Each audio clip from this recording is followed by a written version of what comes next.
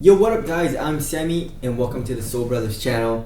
And today I'm going to be doing a versus video between the Jordan 34 and the LeBron 17. So they're both top tier basketball shoes, I guess signature shoes, and they're both top tier in price, super expensive. The Jordan 34 is 180 bucks and LeBron 17 is 200 freaking dollars. I've had a good amount of requests for this versus video, so if you guys want to get either of these shoes, I'll leave links below. But let's get it started off with the traction. So as far as the traction goes, on the clean court, I feel like the LeBron 17 is better. The Jordan 34 still has a nice little bite, but the LeBron 17 on the clean court is incredible. And on my colorway, it's still really nice. But when I saw Donny Boy playing in the iridescent type of outsole color, he was squeaking and stopping so hard, you can just tell. So, on the clean court, LeBron 17 for the win. As far as dust goes, not really a huge issue in either of the shoes. The Jordan 34, I feel like picks up a little bit more dust, but the LeBron 17, for me personally, in this colorway, still picked up a little bit of dust. But for Donny Boy, in his iridescent colorway, no dust pickup at all, or that's what he said. So it kind of sucks because, a lot of the time, the colorway does affect the traction performance. But from these two colorways, from my experience, they're both pretty good on dust. Just do a slight wipe, it doesn't pick it up too fast.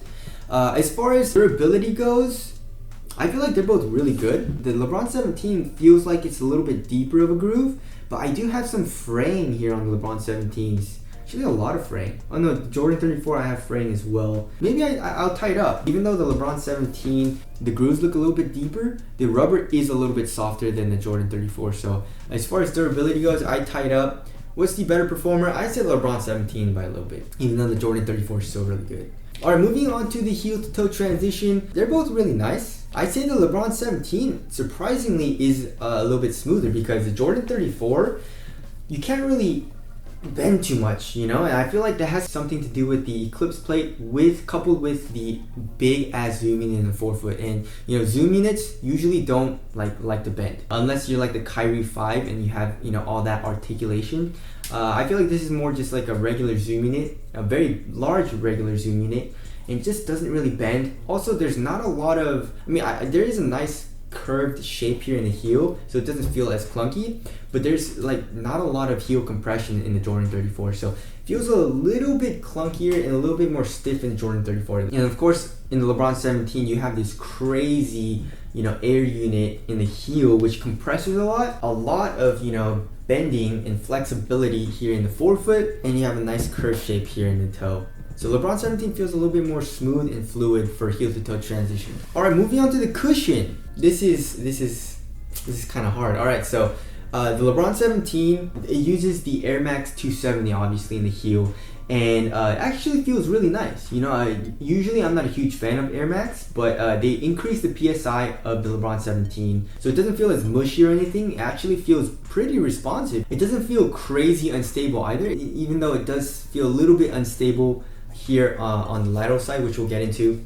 You do have two large volume zoom units in the forefoot, which I can feel, but not as much as the Jordan 34.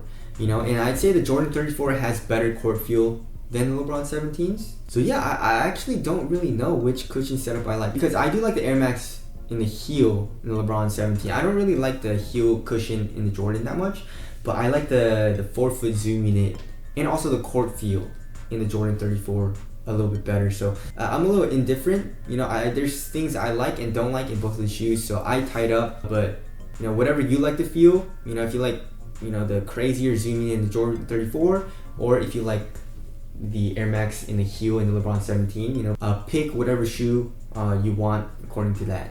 So there's the cushion there. Moving on to the materials. So as far as the quality goes, obviously the knit posit is better in the LeBron 17. It feels a lot more cozy, it feels a lot more comfortable in the LeBron 17, but the Jordan 34 is way more minimal. It makes you feel a lot lighter on your feet. So obviously LeBron 17 for the win, for quality and all that, but if you want more of a minimal shoe, then go with the Jordan 34. Alright, as far as fit goes, the Jordan 34 you can go true to size, LeBron 17 you can go true to size as well, but if you want a really snug fit, you can go down half a size if you would like, because the knit materials do stretch out and it's just so comfortable that you can get away with, you know, going down half a size with the LeBrons.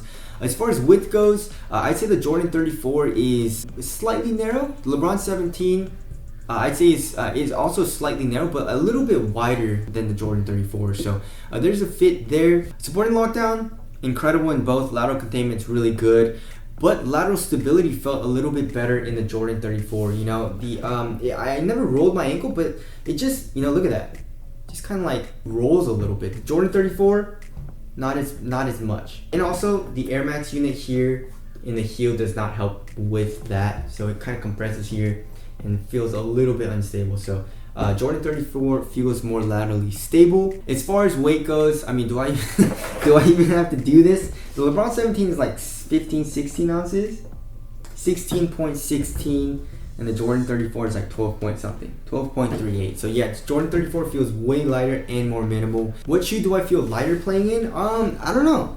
The LeBron 17 still feels really responsive, but it's just like a lot bulkier, and then like the you know, the court feel doesn't really help with that either. I feel like the Jordan 34, you know, I feel a little bit quicker when I'm playing these. So there's that. As far as ventilation goes, Jordan 34 for the win. The LeBron 17 is really hot. Moving on to the durability, I feel like they're both really good. You know, I don't really have any issues in either of the shoes. Just watch out for, I guess, popping the air unit. But other than that, I feel like they're both really good. Stepping comfort, I'd say the LeBron 17 is more comfortable. You know, the materials feel a lot cozier on foot, and the Air Max, you can feel just walking around. Alright, as far as aesthetics go, I feel like I have to go with the Jordan 34. LeBron 17 grew on me a little bit. I still really don't like this colorway. Yeah, some of the colorways that are coming out of the LeBron 17 I really like, so. But I feel like the Jordan 34 looks a little bit better. Tell us what you guys think looked better down in the comment section below. But wrapping things up, what is the overall better performer? I don't know. There's some things that I love about the LeBron 17. There's some things I love about the Jordan 34.